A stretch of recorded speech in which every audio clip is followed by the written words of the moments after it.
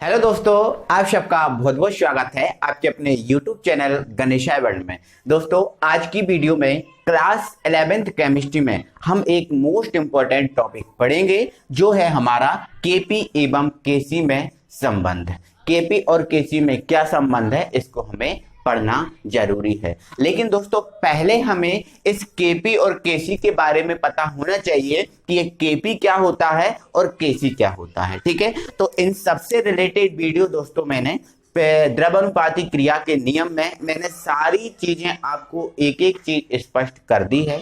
यदि नहीं आपने देखा तो पहले आप उसको देख कर आओ, फिर आप इसको देखोगे तो आपको अच्छा लगेगा, समझ में आएगा हर एक पॉइंट।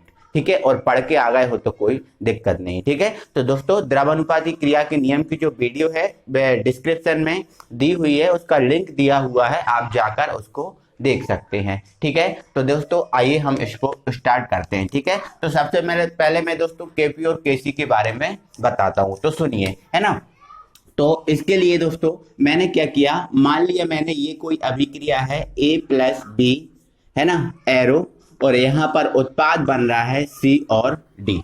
ठीक है, ये उत्पाद बन रहा है। ठीक है, तो दोस्तों यदि मैं इस पर द्रव्यानुपाती क्रिया का नियम लगाऊं तो द्रव्यानुपाती क्रिया का जो नियम मेरे भाई कहता है वो कहता है कि उत्पाद के सक्रिय द्रव्यमान का गुणनफल और अभिकारक के सक्रिय द्रव्यमान का गुणनफल का जो अनुपात होता है वो एक नियतांक के बराबर होता है। ठीक है, तो जैसे इसमें सक्रिय द्रव्यमान का नियम लगाऊंगा तो ये हो जाएगा K बराबर, ये उत्पाद है, इसका सक्रिय द्रव्यमान। देखो दोस्तों, जैसे इसका हमें सक्रिय द्रव्यमान बताना है तो इसको हम वर्गाकार ब्रैकेट में बंद कर देंगे। ठीक है, तो ये उत्पाद का सक्रिय द्रव्यमान हो गया, बटे में हम क्या लेते हैं, अभिकारक का सक्रिय द्रव्यमान। ठीक है, तो ये A का सक्रिय द्रव्यमान, ठीक है, और ये हो गया हमारा B का सक्रिय द्रव्यमान। ठीक है, तो ये उत्पाद का सक्रिय द्रव्यमान और ये अभिकारक का सक्रिय द्रव्यमान एक नियतांक के बराबर होता है ना। और इस नियतांक जो हमारा K होता है इसको हम बोलते हैं साम्य स्थिरांक। क्या बोलते हैं,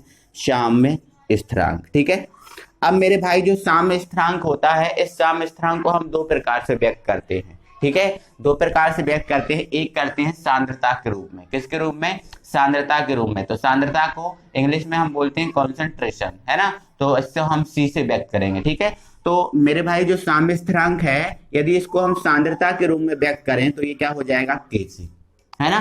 तो समझ गए, ये Kc क्या है, साम्य स्थिरांक है। किसके रूप में, सांद्रता के रूप में। ठीक है, तो यदि मैं ये देखो K बराबर ये होता है, अब यदि मैं ये बोली जो पूरी वैल्यू है वो Kc के रूप में लेके आऊं, है ना, तो सब में Cc लगा दूंगा। ठीक है, चलो इसमें C लगाऊंगा तो क्या हो जाएगा, C। ठीक है, अब यदि इसमें C लगाऊंगा तो हो जाएगा CD। ठीक है, अब इसमें C लगाऊंगा तो क्या हो जाएगा, Ca। ठीक है, और इसमें C लगाऊंगा तो ये हो जाएगा हमारा Cb। ये हमारा बन गया है, मतलब ये सांद्रता के रूप में साम्य स्थिरांक है। ठीक है, अब Kp की बात करें तो दोस्तों यदि जो साम्य स्थिरांक K है इसको हम दाब के रूप में लिखें, है ना, तो दाब के रूप में लिखेंगे तो हम इसको क्या लिखेंगे, Kp लिखेंगे। ठीक है, तो मतलब ये दाब के रूप में साम्य स्थिरांक है, दाब के रूप में साम्य स्थिरांक है। ठीक है, तो यहाँ से हमारी जो Kp की वैल्यू निकलती है वो क्या निकलती है मेरे भाई, क्या निकलती है, देखो यहाँ पर जो आपका K है इसमें P बस लगाना है। ठीक है, तो ये हो जाएगा हमारा PC। ठीक है, ये हमारा हो जाएगा PD। ठीक है, और ये हमारा हो जाएगा PA। ठीक है, और ये हो जाएगा हमारा PB। ठीक है, इसमें हमने PP लगा दिया।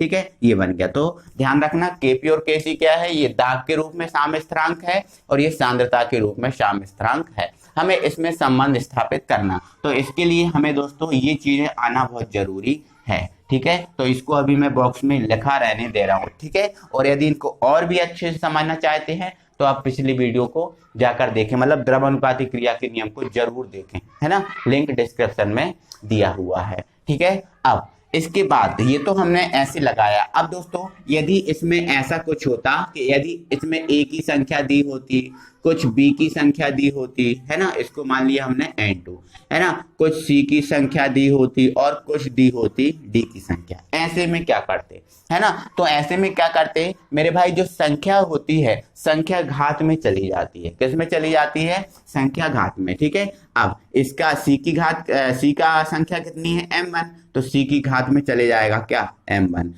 डी की संख्या कितनी है m2, तो डी की घात आ जाएगी m2, है ना। इसकी घात क्या है n1, तो ये n1 और ये आ जाएगा आपका n2। ठीक है, तो इस प्रकार से मेरे भाई यदि ये संख्याएं दी हैं तो संख्या घात के रूप में आ जाएगी। ठीक है ना, ओके, एनी प्रॉब्लम? ठीक है, कोई दिक्कत नहीं है। ठीक है, चलो इसको अब हम हटा दे रहे हैं, आपको बता दिया कि ऐसा ऐसा हो सकता है। ठीक है, अब हम आ जाते हैं हमारे संबंध पे। ठीक है, तो सबसे पहले मेरे भाई हम लिख देंगे हम जानते हैं। ठीक है, या फिर हम ऐसा लिख देंगे माना कोई अभिक्रिया निम्न प्रकार से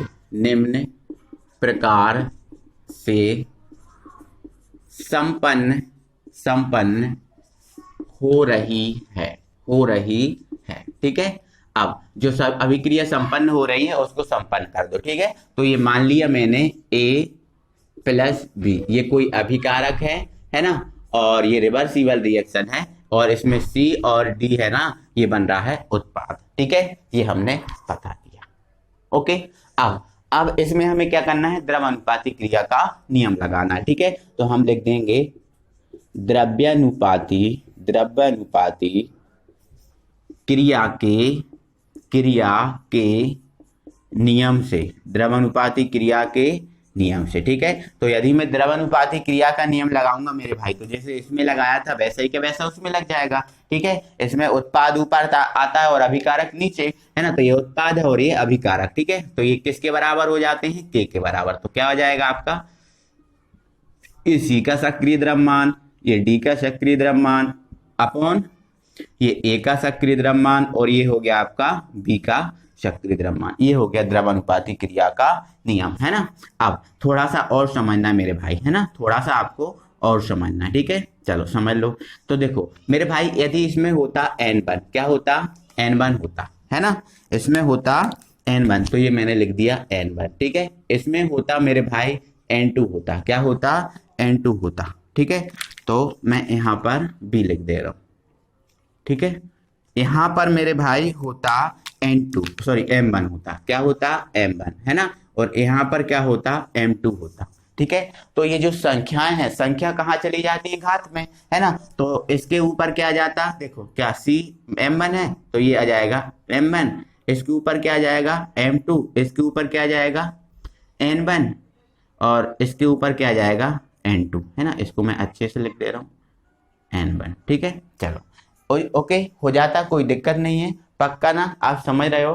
ठीक है, अब आपको क्या करना है मेरे भाई, इसको जो आपने द्रव्यानुपाती क्रिया का नियम लगाया है, अब इसको आपको सांद्रता के रूप में लिखना है। ठीक है, किसके रूप में, सांद्रता के रूप में। ठीक है, तो आप यहाँ लिख दोगे सांद्रता के रूप में। ठीक है, तो सांद्रता के रूप में जो साम्य स्थिरांक क्या होता है, Kc होता है, क्या होता है, Kc होता है ना। अब भी मैंने बताया सांद्रता के रूप में क्या होता है, Kc होता है। ठीक है, तो आप क्या करोगे, सब में C लगा दोगे, सब में क्या लगा दोगे, C लगा दोगे। ठीक है, तो ये क्या हो जाएगा, बराबर C, और ये छोटा वाला C। ठीक है, और इसकी पावर क्या है, M1 है। ठीक है, तो ये M1 लिख दो। ठीक है, अब ये क्या है, C, और ये लगा दो आप D। ठीक है, और इसकी पावर क्या है, M2 है। ठीक है, अब अपॉन, है ना, अब C लगाना ना सब में, तो ये C लगा दिया, और ये हमारा A है, और इसकी पावर क्या है N1, तो ये लिख दिया हमने N1। ठीक है, अब ये हमारा C भी हो गया, और इसकी पावर क्या है N2 है, देखो N2 है, तो ये लगा दिया हमने N2। ठीक है, तो ये सांद्रता के रूप में हो गया। ठीक है, सांद्रता के रूप में हो गया। अब हमें देखो सांद्रता के रूप में मतलब Kc तो हो गया, अब हमें चाहिए Kp भी, सॉरी Kc तो हो गया, हमें क्या चाहिए, Kp भी चाहिए। तो हम क्या लिख देंगे यहाँ पर, दाब के रूप में। देखो इधर दिख रहा है क्या, इधर पे, हाँ, तो हम लिख देंगे यहाँ पर दाब के रूप में, दाब के रूप में। ठीक है, तो दाब के रूप में लिखेंगे तो ये K किसके बराबर हो जाएगा, Kp के बराबर हो जाएगा। ठीक है, और फिर इसमें सब में हम क्या लगा देंगे, Kp लगा देंगे। ठीक, सॉरी P लगा देंगे, सॉरी क्या लगा देंगे, सब में P लगा देंगे। ठीक है, तो ये हमारा क्या हो जाएगा, Pc की पावर क्या है M1, तो ये M1। ठीक है, और ये हो जाएगा हमारा PD, पी डी की पावर क्या है m2 हो जाएगा अपॉन ये हमारा हो गया पी ए की पावर क्या हो जाएगी, क्या है n1 है n1, ठीक है। और फिर पी बी की पावर क्या हो जाएगी n2, है ना। तो ये मेरे भाई हो गया है ये दाब के रूप में, है ना। तो ये आप पूरा एक एक चीज समझ गए होगे, मुझे आशा है, ठीक है। और जो चीजें आपको दिक्कत जा रही हैं तो मुझे कमेंट करें और उसमें बताएं कि सर हमें यहाँ पर दिक्कत जा रही है ना। बट मेरे भाई बहुत अच्छे से आपको समझना है एक एक चीज, वीडियो को कहीं भी स्किप नहीं करना है, ठीक है। और वीडियो अच्छा लग रहा है तो प्लीज वीडियो को लाइक कर लो, है ना। और यदि आप नए व्यूअर हो अभी तक सब्सक्राइब नहीं किया तो आप सब्सक्राइब कर लीजिए चैनल को, ठीक है। चलो, है ना। अब हम इसको आगे बढ़ाते हैं, ठीक है।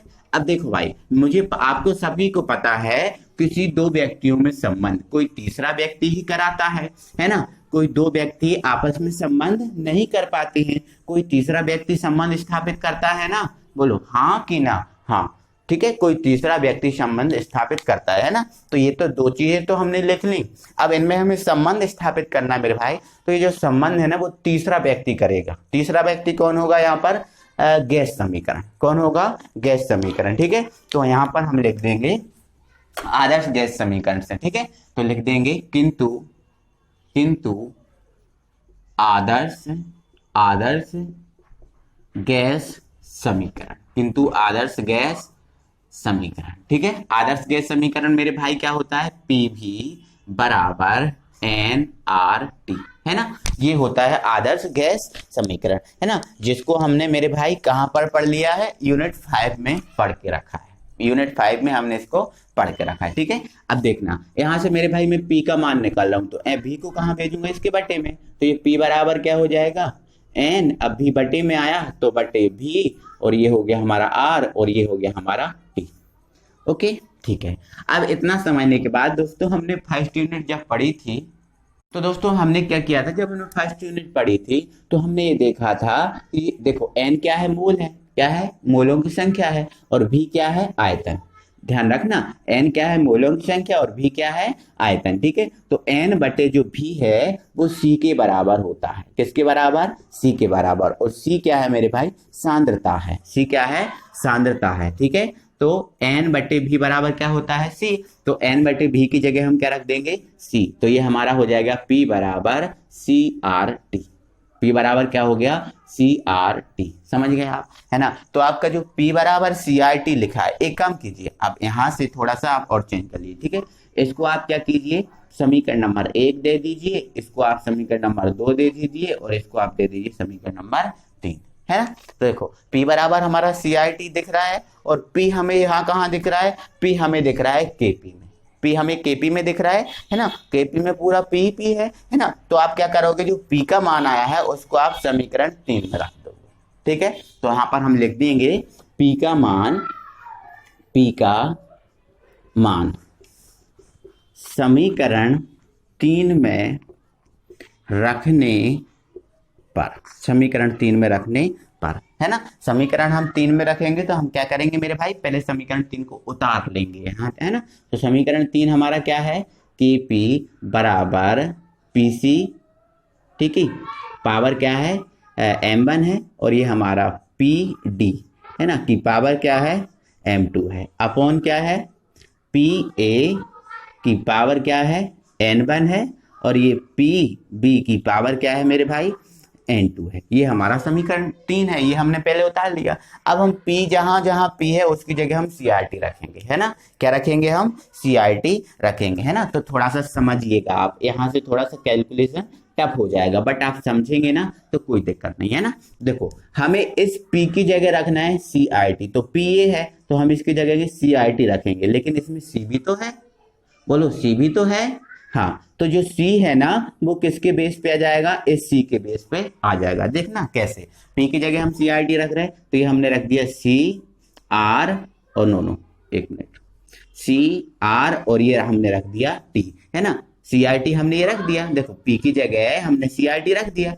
लेकिन ये जो C है ना ये हमारा बच रहा है, इस C को हम इसके बेस पे लिख देंगे, तो C, ठीक है। और ये RT, और इसकी पावर क्या है, M1, तो ये M1 हो गया, ठीक है।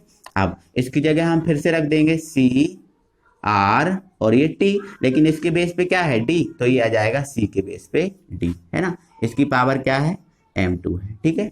चलो अपॉन इसकी जगह भी हमें CRT रखना है तो CRT, ठीक है। अब इसके बेस पे क्या है a, तो लिख दो आप a, ठीक है। और इसकी पावर मेरे भाई क्या हो जाएगी n1 है ना, n1 है ना, ठीक है। अब इसकी जगह भी रखो तो CR और ये T, इसके बेस पे क्या है B, तो ये लिख दो B, ठीक है। और ये n2 है ना। अब इतना आप बहुत अच्छे से समझ गए होंगे, एक एक चीज आपको क्लियर हो गई होगी, ठीक है। यहाँ देख रहा है ना पूरा अच्छे से, ठीक है। अब हम देखो आगे हमें क्या करना है, आगे हमें क्या करना है मेरे भाई, देखो इधर समझना अच्छे से। आपको जो m1 पावर है, इन m1 पावर को अलग अलग करना है। देखो RT पे अलग कर देना और जो CC है इस पर अलग करना है, ठीक है। ऐसे सब में करना है। यहाँ पर CD को अलग करना है, RT को अलग, यहाँ CA और RT को अलग, यहाँ CB और RT को अलग, ठीक है। तो देखो इधर समझना, तो ये हमारा हो गया KP बराबर CC को अलग कर रहे हैं तो ये हमने कर दिया C और ये C, ठीक है। अब इसकी पावर क्या हो जाएगी m1, क्योंकि अलग किया है तो पावर सबकी m1 है तो इसकी हो जाएगी m1, ठीक है। और RT को हमने अलग किया है तो ये हो गया हमारा RT और इसकी पावर भी क्या हो गई हमारी m1 हो गई, ठीक है। चलो ये हो गया हमारा अलग, अब इसको कर दो, ठीक है। तो देखो अब जल्दी जल्दी कर दो, CD की पावर क्या हो जाएगी, CD की पावर मेरे भाई क्या हो जाएगी m2 और यहाँ पर RT की पावर हमारी क्या हो जाएगी m2, ठीक है। आप समझना एक एक चीज को, ठीक है। अब इधर से CA को अलग कर दिया, इसकी पावर क्या हो जाएगी n1 और यहाँ पर हमने RT को अलग किया है और इसकी पावर भी क्या हो जाएगी n1 हो जाएगी, ठीक है, n1, ठीक है। अब इधर से हम किसको CB को अलग करके इसकी पावर कर देंगे n2 और यहाँ से हम RT को अलग करके इसकी पावर हम कर देंगे n2, ठीक है, n2। इतना आप समझ गए, एक एक चीज आपको क्लियर हो गई है इधर से, ठीक है। तो यहाँ पर दिख रहा है क्या, ठीक है। तो इसको अब मेरे भाई हम यहाँ पर करेंगे, ठीक है। चलो एक एक चीज आपको समझ के चलना है, कोई दिक्कत नहीं है, ठीक है। देखो अगली स्टेप में आप क्या कर रहे हो मेरे भाई, जो आपका CC है, CD है, CA है, CB है, इसको अलग कर रहे हो और जो RT है इसको आप पीछे लिख लेना, ठीक है। RT को आप पीछे लिख लेना और इसको आप आगे कर रहे हो, ठीक है। तो देखो इधर है ना, तो ये हमारा क्या है KP है, तो ये हमने लिख दिया KP बराबर, ठीक है, CC की पावर m1, ठीक है। और यहाँ पर CD की पावर क्या हो जाएगी m2 हो जाएगी, ठीक है। देखो इसको हमने आगे लिख लिया और इसको निकाल के आगे लिख दिया, ठीक है, अपॉन। अब क्या है हमारा, नो एक मिनट है ना, अब यहाँ पर ये RT बचा और ये RT बचा तो इसको आप पीछे लिख दो, ठीक है। तो ये RT की पावर क्या होगी m1 और ये जो आपका RT है इसकी पावर क्या हो जाएगी m2, ये देख रहा है पूरा, ठीक है ना, ये हो गया। अब अपॉन में आ जाओ, अपॉन में हमें क्या करना है CA और CB को अलग करना है ना। तो ये हमने लिख दिया CA की पावर n1, ठीक है, और ठीक है, और ये हमने लिख दिया CB की पावर n2, ठीक है। अब RT को अलग करना है तो RT, देखो RT एक इधर है और एक इधर है तो इनको अलग कर दिया, इसकी पावर क्या है n1 और इसकी पावर हमारी क्या है n2, ये हमने अलग अलग कर लिया, ठीक है। अब मेरे भाई आप ये देखो CC की पावर m1, CD की पावर m2, CA की पावर n1, CB की पावर n2, आपको देखो ये समीकरण 2 में दिख रहा है समीकरण 2, तो देखो ये समीकरण 2 दिख रहा है, CC power m, CD power m2, CA की पावर n1, CB की पावर n2। इसकी जगह हम क्या लिख सकते, ये किसके बराबर है, KC के बराबर है। तो क्या मेरे भाई इसकी जगह जो आपको ये दिख रहा है इसकी जगह क्या हम KC नहीं लिख सकते, लिख सकते हैं ना। तो इसकी जगह हम देखो ये हमारा KP के तो बराबर चल ही रहा है ना, तो ये हमारा क्या हो गया KC हो गया, क्या हो गया KC, तो ये हमने रख दिया KC। अब हमारे पास क्या बचा RT है ना। तो दोस्तों आपने एक जो फॉर्मूला है वो 9th क्लास से पढ़ के रखा होगा कि जब आधार समान हो तो घातें क्या होती हैं, जुड़ जाती हैं, आधार समान हो तो घातें जुड़ जाती है ना। तो देखो इसमें आधार देखो समान है RT तो घातें अलग अलग हैं तो घातें क्या हो जाएंगी, जुड़ जाएंगी, ठीक है। तो ये तो हो गया हमारा KC, ठीक है। और ये हम जो RT है ना इसको हम एक बार लिख रहे हैं, ठीक है, और घातें हैं ना जुड़ जाएंगी, तो ये घात क्या है इसकी m1 और ये प्लस हो जाएगा हमारा m2, ठीक है, ओके। और ऐसा ही का ऐसा सेम हो जाएगा अपॉन में, ठीक है। तो देखो ये हमारा RT आधार समान घातें अलग अलग, तो RT को हम लिख देंगे एक बार है ना और घात को हम जोड़ देंगे अलग से, ठीक है। तो n1 ये plus n2, n1 plus n2, ठीक है, ओके, कोई दिक्कत है? तो कोई दिक्कत नहीं होगी, है ना। अब दोस्तों आपने एक फॉर्मूला और पढ़ा होगा, एक फॉर्मूला आपने ये पढ़ा होगा कि जब देखो गुणा में आधार समान है, देखो ये गुणा में थे तो आधार समान थे तो घातें जुड़ गई थी, लेकिन मेरे भाई जब बटे में आधार समान होते हैं, बटे में आधार समान होते हैं तो ये जो घातें हैं ना मेरे भाई वो घट जाती हैं। क्या होती हैं? घट जाती हैं। ठीक है, तो यहां पर क्या होगा मेरे भाई, देखो यहां पर हमारा क्या है केपी, तो ये हो गया हमारा केपी, है ना। ये हमारा क्या है केसी, तो ये हो गया हमारा केसी। ठीक है, अब देखो ये बटे में है और बटे में आधार समान है तो घातें क्या होंगी? घट जाएंगे। इसकी घात क्या है? m1 प्लस m2 और इसकी घात क्या है? Sorry n1 plus n2। ठीक है, तो इसमें से इसको आप घटा देना। ठीक है, तो घातें घट रही है ना, तो देखो हमने RT को एक ही बार लिख दिया और घातें हैं ना घट जाएंगी। ठीक है, तो ये क्या हो जाएगा m1 प्लस m2, ठीक है, माइनस n1 प्लस n2। ठीक है, ये दिख रहा है ना पूरा पूरा? ठीक है, n1 n2 दिख रहा है अच्छे से? ठीक है, चलो तो देखो अब मेरे भाई आप ये तो आपने संख्या मानी थी शुरू में। मैंने जब आपको बताया था यहाँ पर, जब मैंने आपको यहाँ पर बताया था तो ये क्या है? संख्या है ना। n1 n2 ये क्या है? संख्या है। ठीक है, तो यहाँ पर ये क्या है? संख्या है ना। अब ये संख्या है और संख्या को हम दोस्तों किससे व्यक्त करते हैं? n से व्यक्त करते हैं। किससे व्यक्त करते हैं? n से, है ना। और ये संख्या है n, लेकिन संख्या में बीच में माइनस लगा, मतलब संख्या में बीच में क्या है? परिवर्तन है। संख्या में क्या है? परिवर्तन है। तो संख्या में परिवर्तन को हम किससे व्यक्त करते हैं? डेल n से। देखो परिवर्तन को हम डेल से व्यक्त करते हैं और संख्या में परिवर्तन है तो संख्या को n से, तो ये संख्या में परिवर्तन क्या हो गया? डेल n। ठीक है, तो हम मेरे भाई क्या करेंगे, इसकी जो पावर है ना इसकी जगह हम पूरा हटा देंगे और इसकी जगह हम क्या कर देंगे? डेल n कर देंगे, है ना। आप समझ लेना। ठीक है, तो ये हमारा केपी हो गया और ये हमारा केसी हो गया और ये आरटी की पावर हो गया। देखो इसको हमने क्या कर दिया? डेल एन बना दिया। ठीक है, डेल एन, है ना। तो मेरे भाई ये आ गया हमारा केपी और केसी में संबंध। केपी और केसी में ये क्या आ गया? संबंध आ गया, जो आपको समझना बहुत जरूरी है। और दोस्तों मैंने एक एक चीज आपको समझाई है, एक एक स्पष्टीकरण दिया है एक एक चीज का, है ना। तो आपको समझ में आ गया होगा। अगर थोड़ा बहुत कुछ रहा है तो आप फिर से रिपीट कर लीजिए वीडियो को, कोई दिक्कत नहीं है, देख सकते हैं ना। तो दोस्तों वीडियो अच्छी लगी है तो प्लीज वीडियो को लाइक कीजिए, है ना। अपने दोस्तों लोगों को शेयर कीजिए और अभी तक आपने हमारे चैनल को सब्सक्राइब नहीं किया है तो प्लीज चैनल को सब्सक्राइब कर लीजिए और बेल आइकन को ऑन कर लीजिए। अगली वीडियो में हम फिर से आपसे मिलते हैं, तब तक के लिए थैंक यू वेरी मच।